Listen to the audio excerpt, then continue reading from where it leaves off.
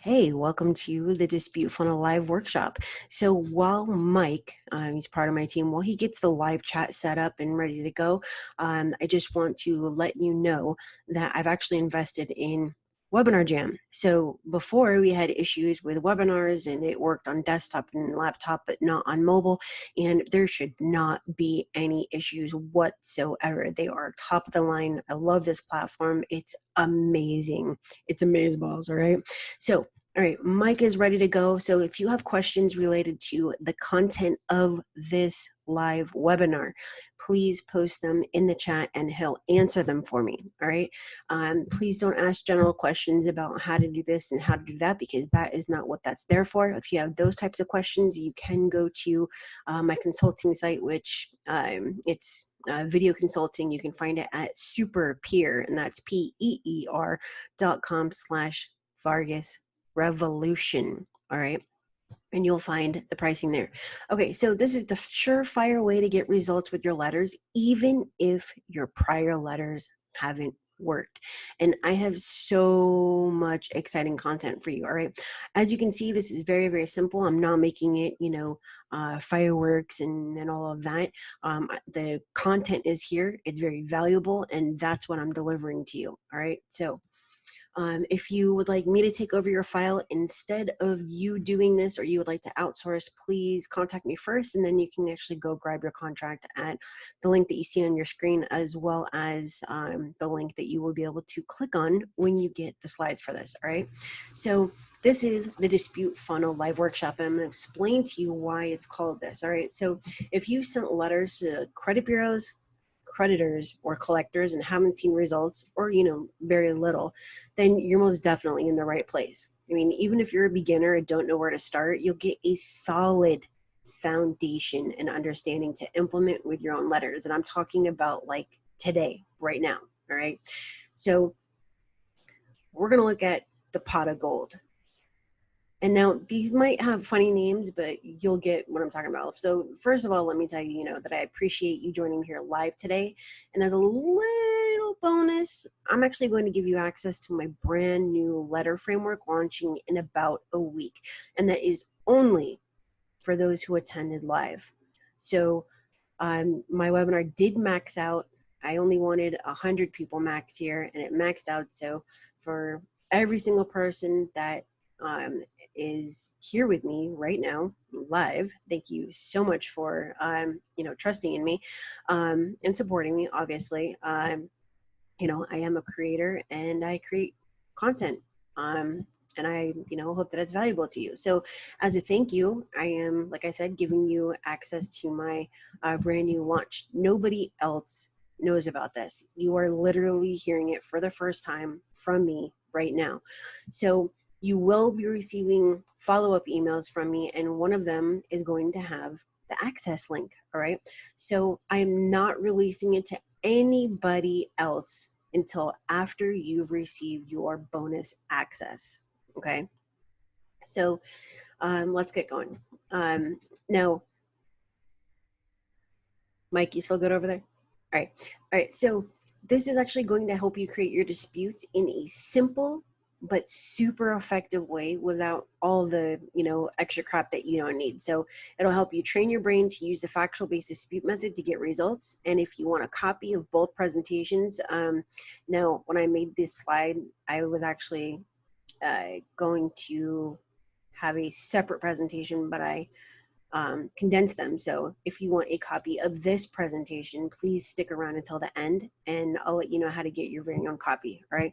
So please don't worry about trying to take extensive notes or anything. I'll show you how to get the copy. It's actually going to show up as a call to action at the end of the workshop. So you need to stick around to actually get a copy of this. All right. So the sneaky and ethical, that's important, ethical way to massively increase your chances of getting deletions or corrections in your favor. All right. So that's the entire purpose behind this, right? That we don't want to leave anything up to chance. If we leave it up to chance, what's going to happen is that the bureaus or the creditors or the collectors are going to do something sneaky, or they're going to do something, just to screw up the entire process. And it's going to add time. And time is the one thing that we can't control, right? I mean, this is like a little side note, but like time is just a thing that, I'm sorry, that's a notification on my computer, but time is just a thing that like some dude one day woke up and he was just like, hey, I'll see you at supper time. And the other guy was like, what are you talking about? What, whose time? And, he pulled out his little doohickey and drew something in the sand with his like doohickey. And he was like, well, when the sun gets here, it's, time to eat. And, he was like, oh, I still don't understand what time is, but, whatever, dude. So there's no way to control time. And I apologize that my computer is once again going off. But anyways, there's no way to control time.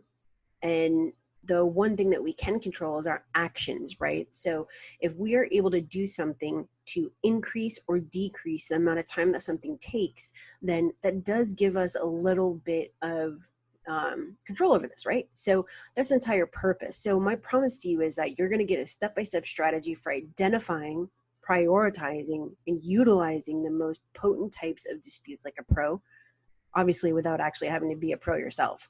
All right, and I have some cool secrets for you, plus some very surprising strategies that you need to know about. Okay, so obviously you know who I am. I'm Kristen Vargas. I am the founder of Vargas Revolution, and that does include Expert Credit Suite, Vargas Consulting, and the Vegas Movement, and a couple of others. I was awarded Best Debt Relief Services 2016, 2017, 2018, and 2019. Yes, thank you very much. And just in 2019 alone, I was able to get over 8,000 deletions and corrections for my clients. And over the past 16 years, it's a long time. I feel like mad old right now. Over the past 16 years, I've actually mentored and advised over 5,000 discerning credit repair do-it-yourselfers who wanted the very best credit, but didn't want to get cheated in the process, right? So here's why this training is important. And let me just make sure that Mike is actually signaling to me. So gotta love live, right? All right. I'm just making sure that the chat's working. It's one of the benefits of having the Q&A is obviously being able to use it, right? So here's why this training is important. I've helped thousands, like literally thousands of people increase their credit scores using these methods. And I normally only share this info with the members of the tribe. Now, if you don't know what the tribe is, it's because I really don't advertise it. My target market normally cannot afford it. It's for people that want to know everything that I have to offer and, get access to me. And it is an annual plan, annual membership, and it is the highest level I offer. It is called the tribe. All right. So this is an easy system for boosting your chances of getting virtually any negative item removed from your credit report without the price tag or hassle. All right. So and it seems like I kind of went backwards. I accidentally hit my mouse. So let's go find. There we go. Here we are. All right, we're on number 13. So I'm going to be sharing with you 3 secrets about creating a solid foundation the bureaus cannot shake that are actionable today before you see how to implement them on a dispute letter. So obviously we're doing this this way because you need to understand it first before seeing it, because otherwise it's just going to be like, oh, well, isn't it the factual based dispute process? Yes, it is, but you have to understand this, okay? So the first secret to creating an unshakable foundation is understanding the purpose of your dispute letter. Now, yeah, that sounds really simple, but I promise you it's not. So you need to understand the foundation. So let's talk more about the first secret, like I said, which is the purpose. The reason we're doing this, all right, the reason we're doing this is to vastly increase the chances that we're going to get our score increases with deletions and corrections. So the purpose of the letter is to use the process of elimination to ensure it sets the follow-up, which I'm going to show you in the dispute funnel. So if you're using templates, and I'm sure there's a whole handful of you or more that are in love with templates, and I'm going to tell you, you are not doing the right thing. So if you're using templates, that's not possible. All right. If you look at a template versus a factual based dispute letter, you're going to notice that the main intent we're talking about the templates. The main intent is in the body of the letter, not the disputed items. Now, with the FBD, the factual based disputes, you're going to notice that the body of the letter is completely irrelevant and the focus is the disputed items. So it's the total opposite, right? And if you're familiar with the justice system, you're going to know the difference between a motion, such as motion to dismiss, and case law, such as Cushman versus TransUnion from 1997, right? And I mean, you can't include everything you need in a template because templates are like motions, right? Motion to dismiss. They're not for the entire case. And this is where people get us screwed up. I totally get this totally upside down. Now, tell me, with a collection, a charge off, a bankruptcy, and a couple other items, how is your one template that uses one law going to remove all those? If they're totally different, they're different situations. Templates are for specific situations, right? In court, if you put a motion where it doesn't belong or file it when it shouldn't have been, the entire case gets dismissed. This is no different. Now, on the other hand, case law is for the entire case and can be used with multiple negative items, right? We use the elements and the language that embodies the law that we're indirectly citing. So what that means is that when I use a factual-based dispute, I know for a fact that there's a law specifically for that item, right? I'm going to use this law because it's going to support my deletion. I'm not just going to point out stupid, irrelevant inaccuracies like, oh, this term and this account type and blah, blah, blah. They're inaccurate. Besides the general 100% accuracy required, there's nothing that states that, this is a violation, it needs to be removed, or this shouldn't be, reported like this because of blah, blah, blah. And it's, directly out of the FCRA, the FDCPA. If you can't, specifically find something that says that, oh, well, this is wrong, and so therefore, according to the FCRA, has to be removed, then it's something that you should not be using. So that's what I'm saying. Right. So I'm not saying pursuant to section, 603, I didn't provide my permission for this bankruptcy to report and it needs to be removed. No, I'm not going to say that, but I know that there's a law. It's kind of like if you go and you are, you're in court and you didn't hire an attorney, you're there pro se, and you don't know all the damn laws, right? You're just defending yourself because you can't hire an attorney, you can't afford one, and you don't want a public defender because they're public pretenders, right? So you're going to use the elements in the language that embodies the law that you're indirectly citing, and the judge is going to say, oh, okay, so are you referring to, CPO 140.276, reckless endangerment, third degree? And he's going to say, yeah, that's the one that I'm, indirectly citing, right? So it's the same thing, okay? There's no difference between using dispute letters incorrectly and submitting the wrong court document because the result is the same. Your case actually gets dismissed because you did it wrong, okay? So we're actually going to use the process of elimination here. So now I'm not talking about with math or whatever. So secret number 2 is very simply, like I just said, process of elimination to solidify your dispute foundation.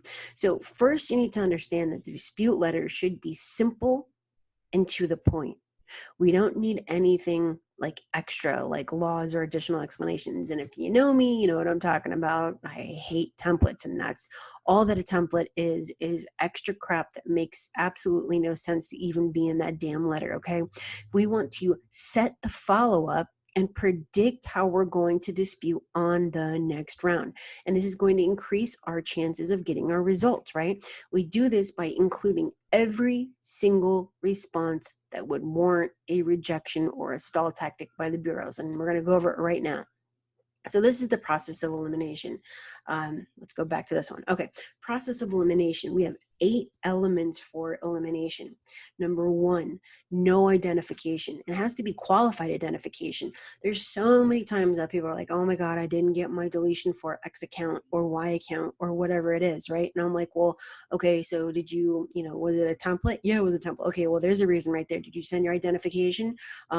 Well, I mean, I sent it like 3 rounds ago. No, dude, it needs to go out on every single round. Every single round. They require This is directly off their website. You don't have to take my word for it. Go do your own damn, research. Okay. Google this shit.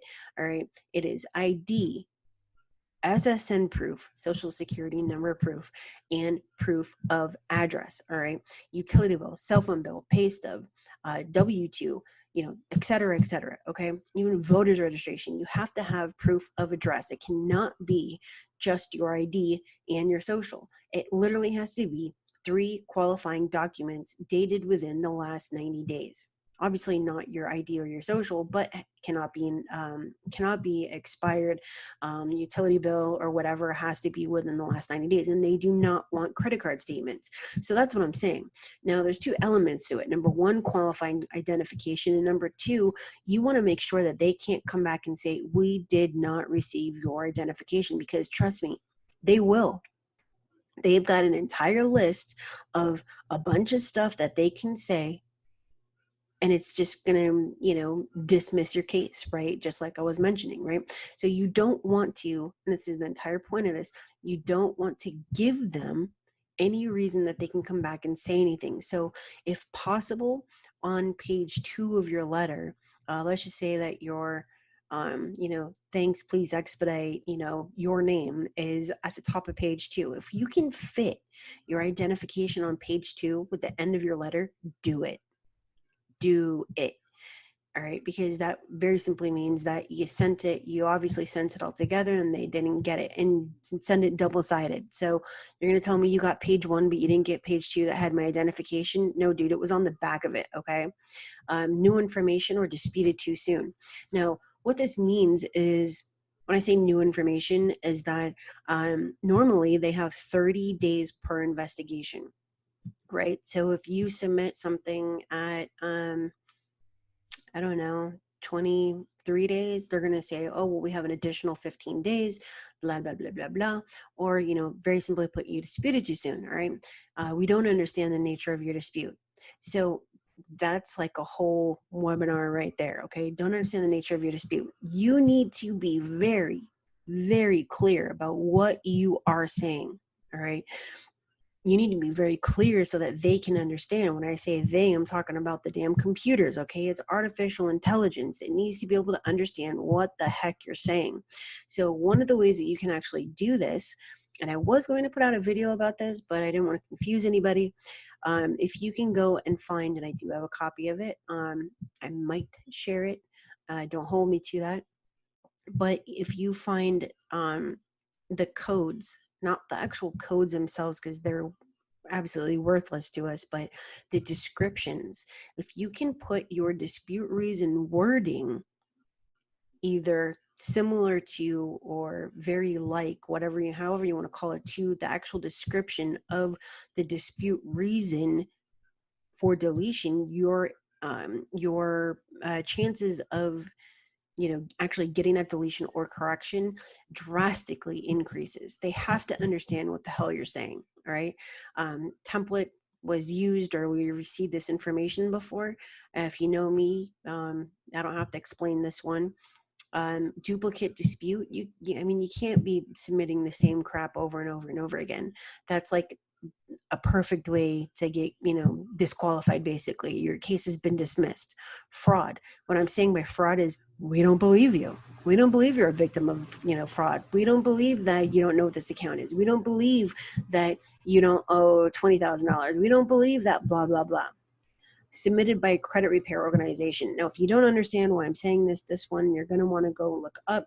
It is not illegal for a credit repair organization to submit a letter on your behalf, but the bureaus don't have to do anything about it.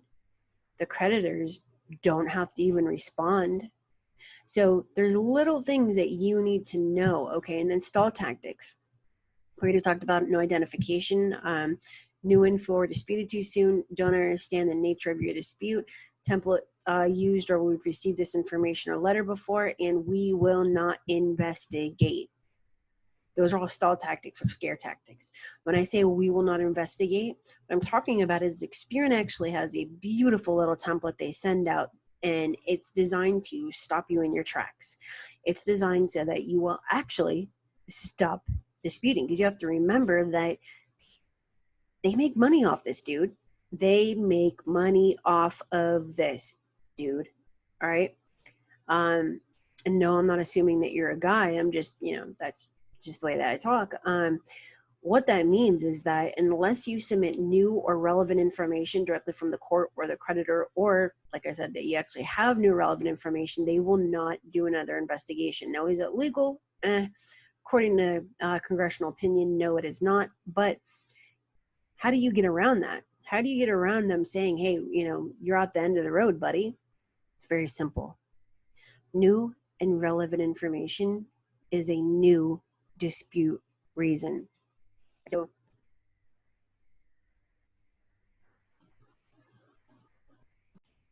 all right, sorry about that. I just got a audio alert from Webinar Jam. Had to go fix that.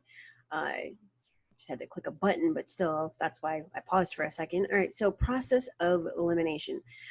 So if we create a checklist, each of the boxes should be checked off so that the only responses that you could possibly receive are verified as accurate, updated by creditor, which doesn't mean anything, and no response, and deleted or corrected, right? So the only ones that we're looking at are verified and no response. So this is how we're actually setting the follow-up. So once we create our dispute letter, we'll ensure that it actually includes all the required elements and that it meets the formula and passes the checklist, right? And I'm going to show you a very simple dispute funnel to use to understand how this works, all right? So the end result is the set the follow-up tactic. You'll be able to set the framework for the next round of disputes, which means that the only thing you need to do when you receive your updated report, if it's not removed, obviously, is change the information or the data, the variables, to complete your dispute reasons, right?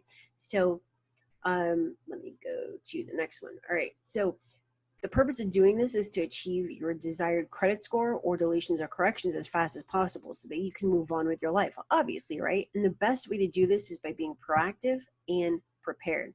So if we leave this all up to chance, just like I said, the wrong dispute may go up, the wrong reason may cause the bureaus to block you from disputing, and you'll end up increasing your total duration simply because you didn't know that there was another way, or you ignored it because you thought that your way was better. It's not. All right. So secret number one, understanding that you need to use factual based disputes. Number two, laying the foundation to create your case and creating the setup follow-up checklist. And number three is the dispute funnel. All right.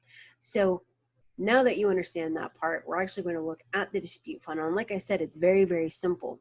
But when I send out access or invite links, I'm not sure how I'm going to do it, but when I send it out to my brand new launch, you'll see exactly what I'm talking about.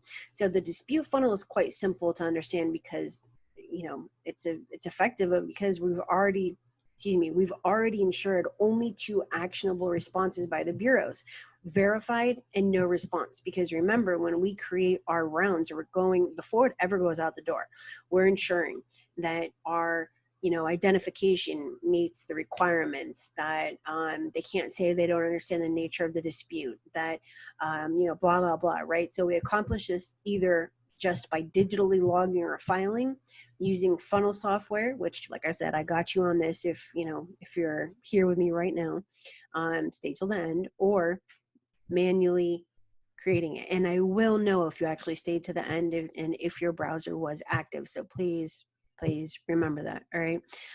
If you just have this up and your browser is not active, I will not be sending you access. And if you didn't stay to the end, you will not be getting access.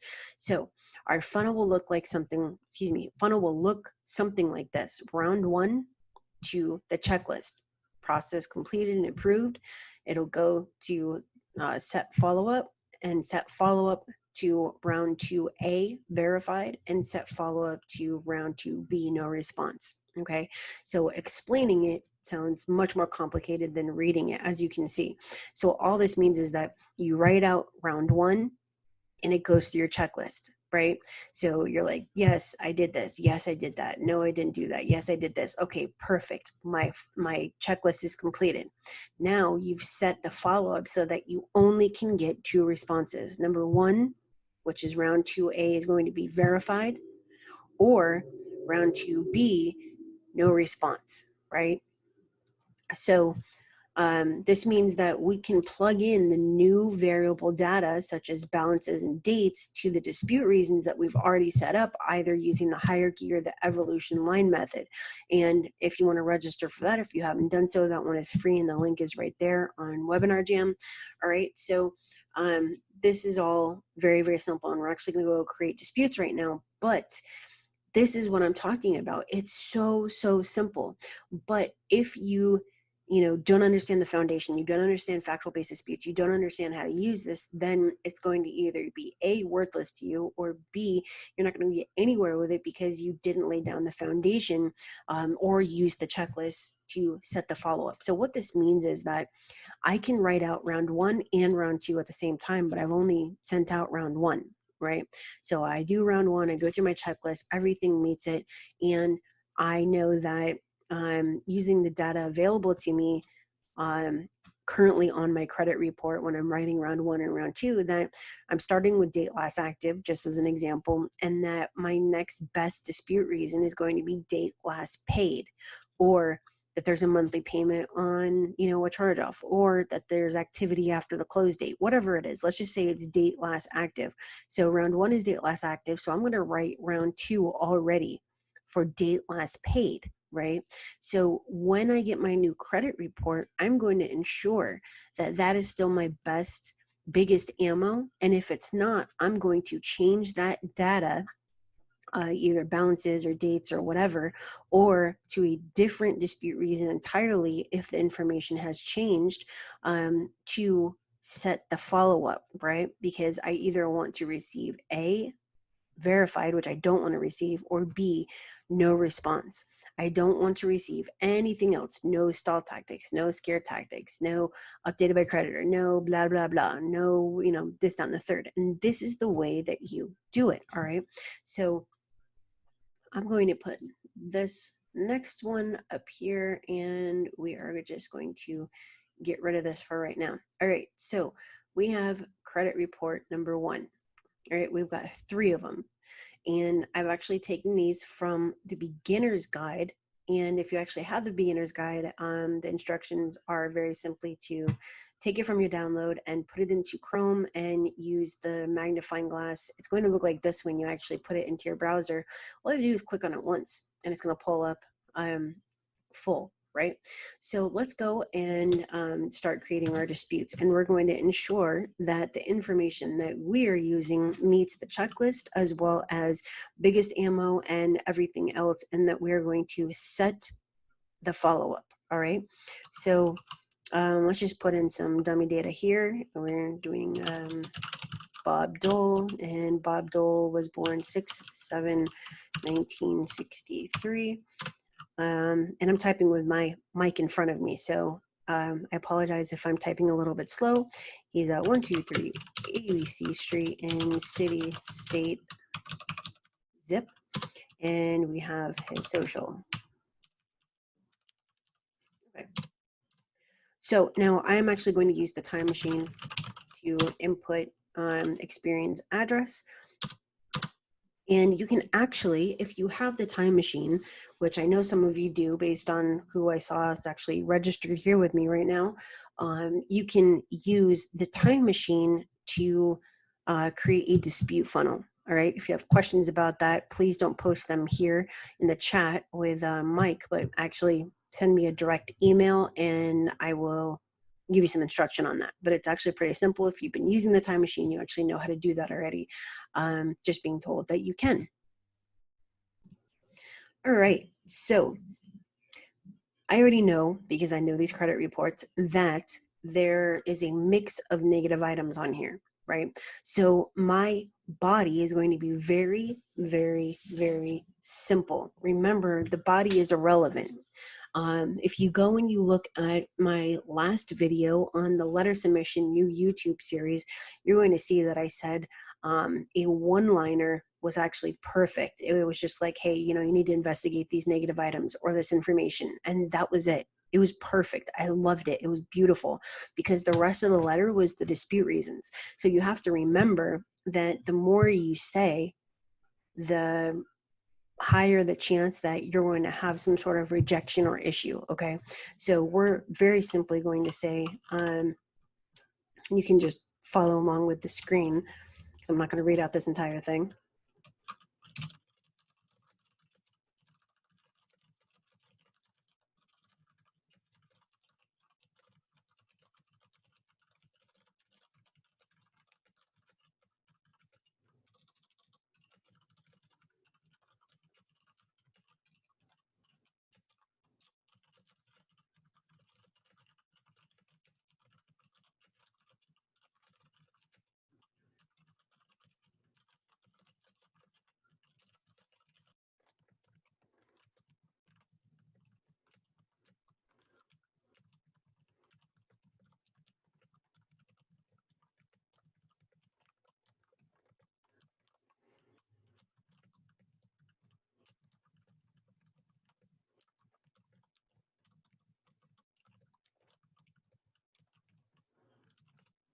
Very simply put, I told them why I'm disputing. I told them, I put some sort of humanistic type of sentence in there like, hey, I know we're in the middle of a pandemic, but you have a specific amount of time to get back to me, and I'd appreciate it if you expedite as much as possible because we're giving a justifier. There's a job that I'm trying to get, and these are really hurting my credit score. All right. Very, very simple. So let's go and we are going to find the first negative item. All right. Now, I don't believe that there were any up here besides this one. Oh, there's one right there. Okay. So we're actually starting with Omni. I don't have account numbers because I actually extracted personal confidential information. All right. So the oldest late payment is actually going to be, this person is consistently late. We are actually going to go back to May 2016. And this is all that really is on here. Now, this is an older credit report. I actually removed this account by disputing the oldest late payment. So that's why we were actually starting with this. It took one round to get this off. And this is actually a very, very difficult account to remove. So May 2016 is the oldest late payment. Now, let me just pause right there and explain why. So the oldest late payment is a great way to remove charge-offs, right? Let's just say that May 2016 on a charge-off for this account, blah, blah, blah. Instead of going after date last active, date last paid, blah, blah, blah, sometimes you're only presented with specific information, and sometimes that information is only the payment history, right? So if you're trying to remove negative data such as late payments from an open account or from an otherwise positive account, you are just going to try to get them to remove the late payments if it's less than 5 late payments consecutively. Obviously, this is a lot of information. Consecutive late payments, there's way too many, and the entire account has to be removed. So you can either say, I was not late on this date, remove that account, or I was not late on this date, remove these late payments and update to paid as agreed. So because we are removing this entire account, I'm actually going to say, I was not late on May 2016. This account is inaccurate and it needs to be removed.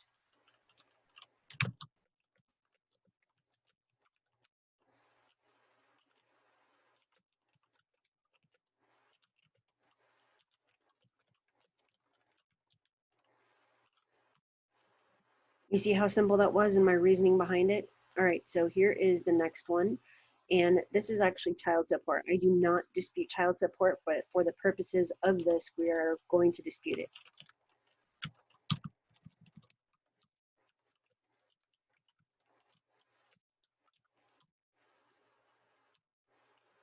All right, so on this one, we only have a couple late payments. So if there were not, if this were not, excuse me, child support, then I would have disputed this as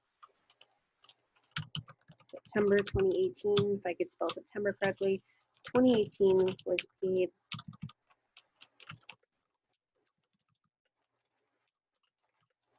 is update this account paid as agreed,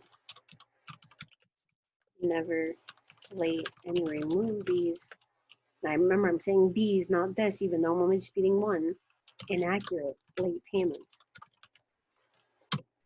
Excuse me. Okay, let's go find another one.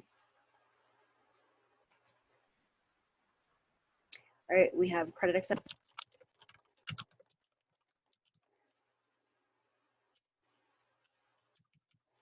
I'm not going to bother capitalizing these. So we affected by natural disaster, 5307.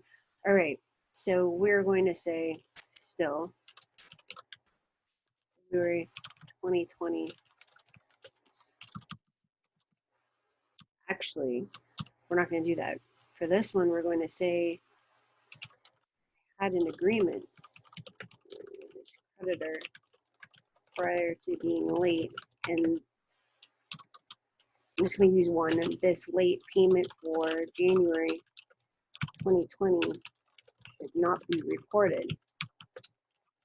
Please remove these lates and update to paid as agreed, never late or inaccuracy.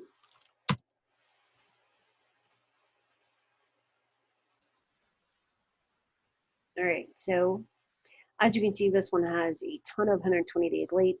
So we are going to dispute this using the date last active. As you can see, we have 9/18, 9/18, and 7/18. Actually, that may not be the best one. We have a monthly payment of $183 in a closed account. So that's what we're going to use.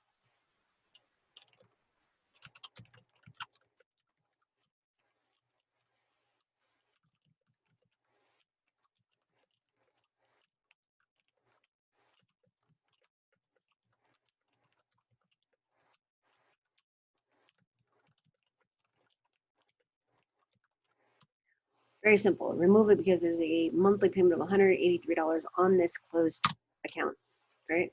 Super simple. Now, the only thing the bureaus can come back and do is say that it's verified or remove it. They're not going to update it. They've probably only done that a couple of times in all the years that I've been doing this. So I am setting myself up to use the payment history on the next one. So is this starting to make sense? Say yes, say no. Let's go and find our next one.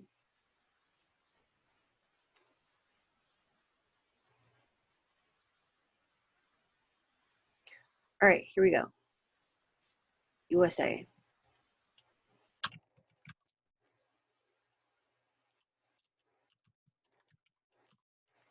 Okay, so date last active, we have 9/19 and 7/2016. So that is our best reason. The next one would be date last paid and then payment history. So we are setting the follow-up on that. I can actually write 3 different rounds of disputes. Actually, that is not the best one. My bad. The high balance says 11,885, but the balance says 24,679. That is the best dispute reason.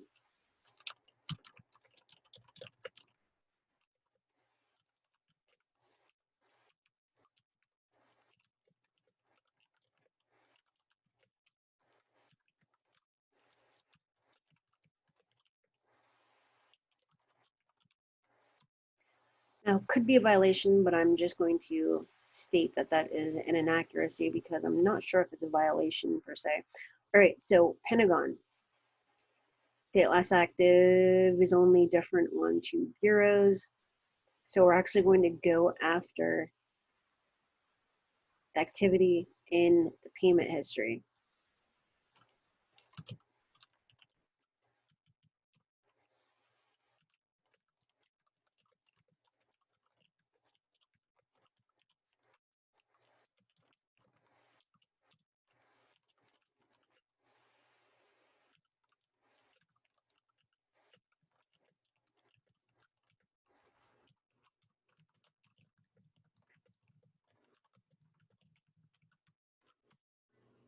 Okay, so does that make sense that you can't have activity after the account was closed?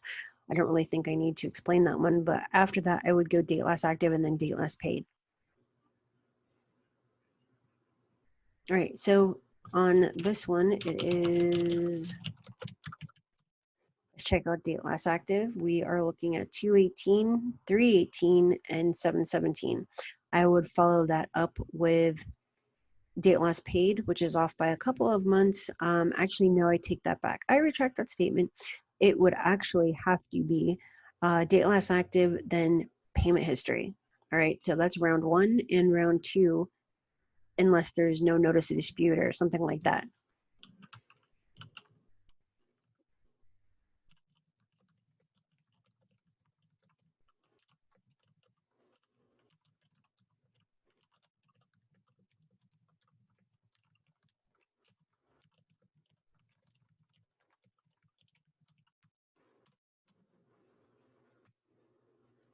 All right, Santander. We're going to go after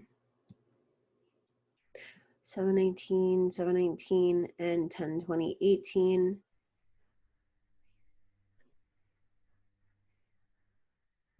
We also have different high balances.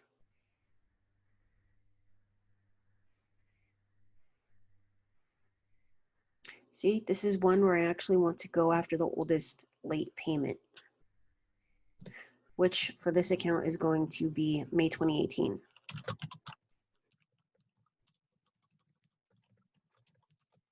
And I'd probably follow that up with missing required notice of dispute if that is so, and if it is not, I would then go to either June 2018 or date last active.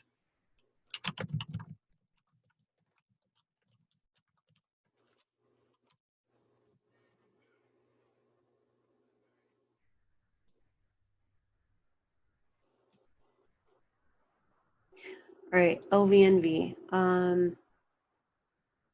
We have a high balance. We have no other data, so I'm gonna have to go after a date last active because I know that that's not correct.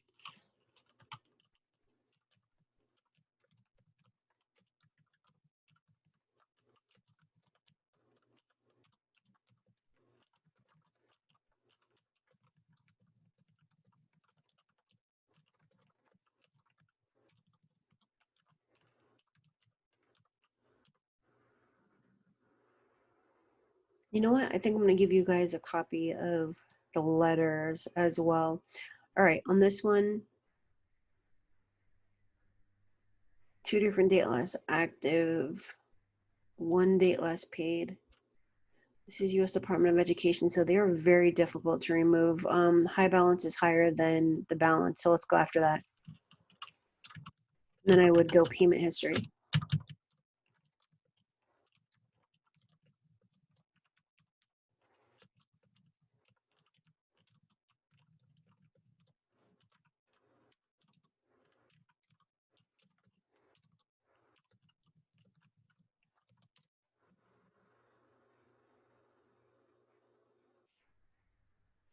And 2018. All right, this one's going to be date last active, and then it's going to be payment history.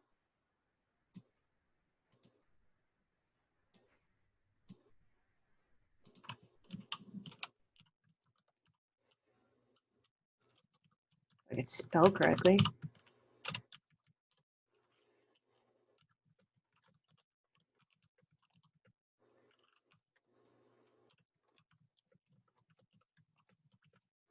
What was the other date? 12/2017.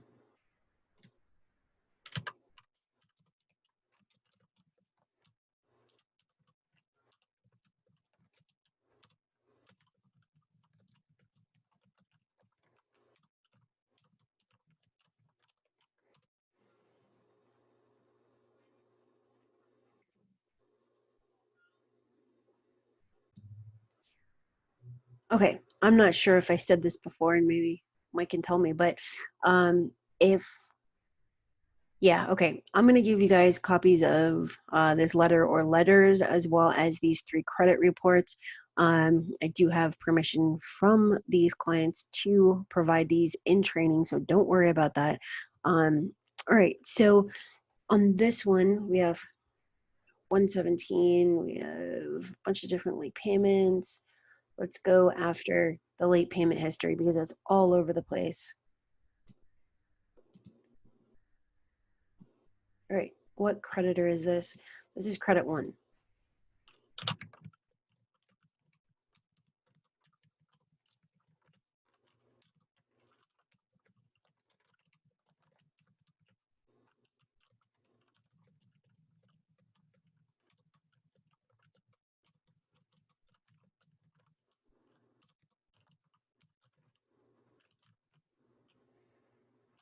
It's reported by 3 bureaus. Yeah.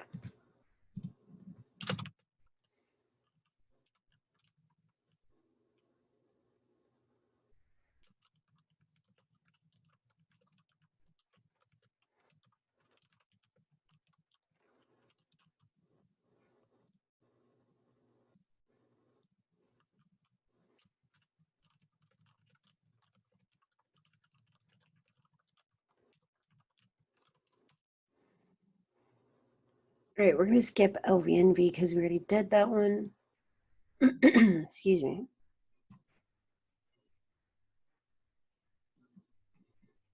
And TXU, they're actually really difficult to get off. Let's go after date less active.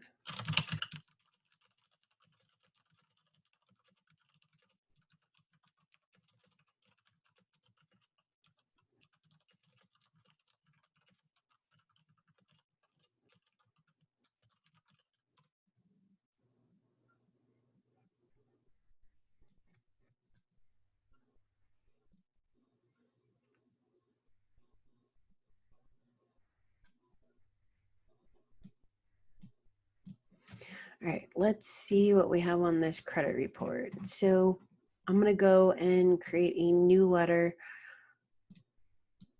Let's keep the same one. I'm actually not going to do all three. I'm going to give you all three, but I'm not going to do all three. All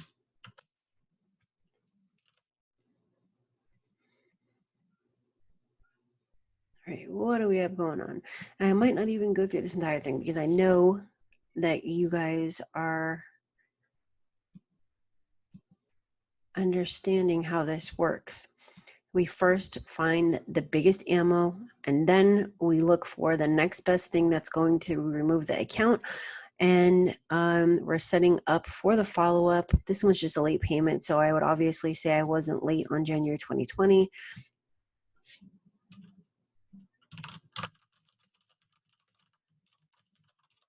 Wait, is this the one that I did? Let's go for this one. Oh, my bad. Okay, so let's look for something else. This is not valid. All right, mobile loans. We only have one thing, so we are actually going to say,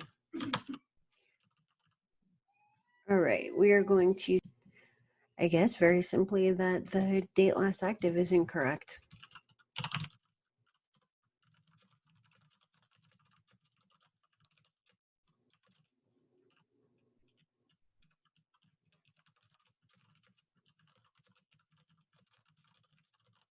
I would then more than likely follow it up with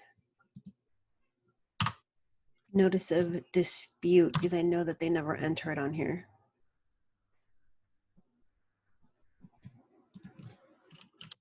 GM Financial, we are going to go after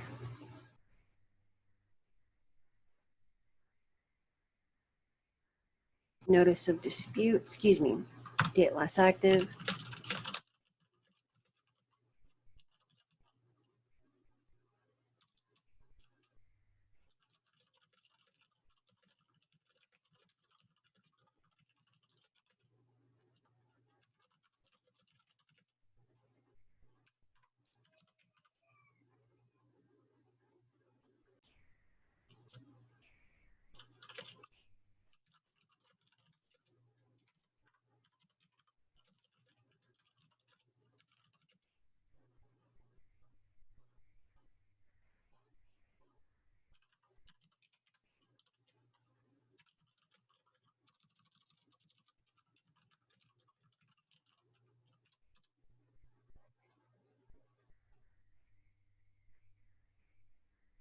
this is a regular collection. So we're using the VOD process on this. I would actually dispute directly with Asset Care first if I had an address, which I know I do on this one, and then I would go and dispute it as unknown with the bureaus. So let's just pretend that this is round 2. We're going to say Asset Care.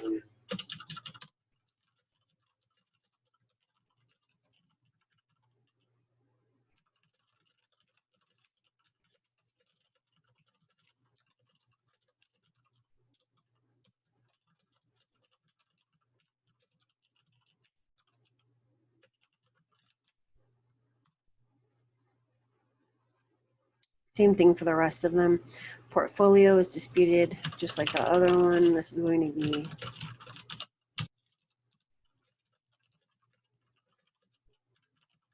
shorten that one because you obviously know how that works. ARS would be disputed the same as Asset Care. Now, this one's important, and we're actually only going to do 2 of these because I know that you're getting the point. It says original creditor, nobody, right? So one of the things is that if an account can possibly be inaccurate, there must be a creditor name and an address for the consumer to dispute the account. If it is not, under Section 623, the account must be deleted. There's no creditor name and there's no address because they don't know who it is.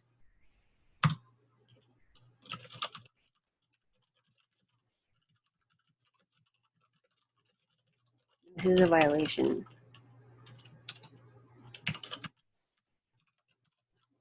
And I just put that there for your reference, all right? So we're actually not going to go to the other one. It's more of the same thing that you are obviously just looking for, you know, the best dispute reason. Then you're setting up the follow-up. You are doing your checklist, and this is going to set it up so that you can use your dispute funnel correctly to get your inaccuracies.